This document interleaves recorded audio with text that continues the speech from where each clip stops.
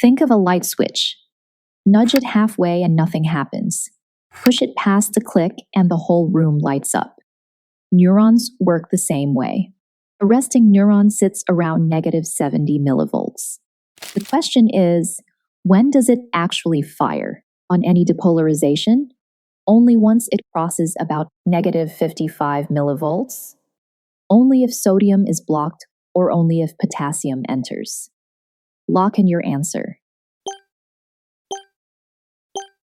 If you chose the threshold, around -55 millivolts, you're right. That's the neuron's switch point, and once it's passed, the action potential fires. In this video, you'll learn what the action potential threshold is, typical values, which ions drive it, what shifts it, and why firing is all or none. The action potential threshold is the critical membrane voltage a neuron must reach to trigger an action potential. Cross that point and the neuron fires. Fall short and it doesn't. That's the essence of all or none.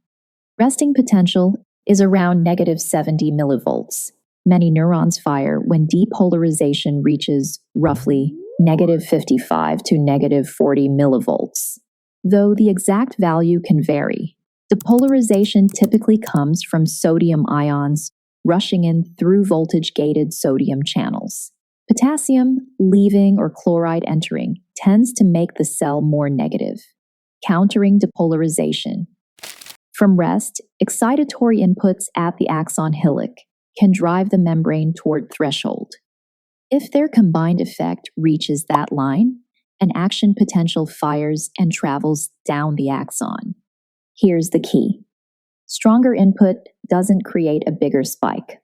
Once threshold is crossed, the spike is nearly identical in size every time. What changes is how often those spikes occur.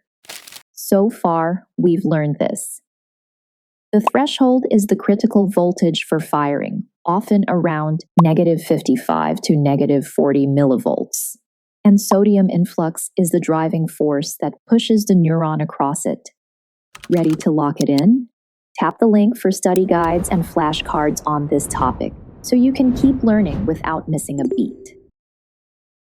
All right, back to it. Threshold isn't identical across neurons. It can vary with axon diameter, sodium or potassium conductance, the density of voltage-gated sodium channels, and their gating properties. Two axons receiving the same input may behave differently. With more voltage-gated sodium channels, less depolarizing input is needed to reach threshold. The neuron is in a delicate balance. Sodium ions rush inward, while potassium flows out and chloride seeps in. These competing currents cancel one another, keeping the voltage hovering just below the threshold, close to firing, but not quite there. Watch the trace. Trial 1 climbs to -52 millivolts and fires. Success. Trial 2 stalls at -56. No spike. Crossing the line makes all the difference. Firing matters because it's how neurons pass information. If threshold is never reached, no spike travels to the next cell. To recap, threshold is the voltage needed to launch an action potential, often around -55 to -40 millivolts. Sodium entry drives depolarization, while potassium and chloride can oppose it.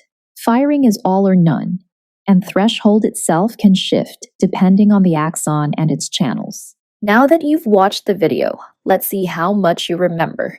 Head to the link in the description where you'll find Quizlet content made just for you.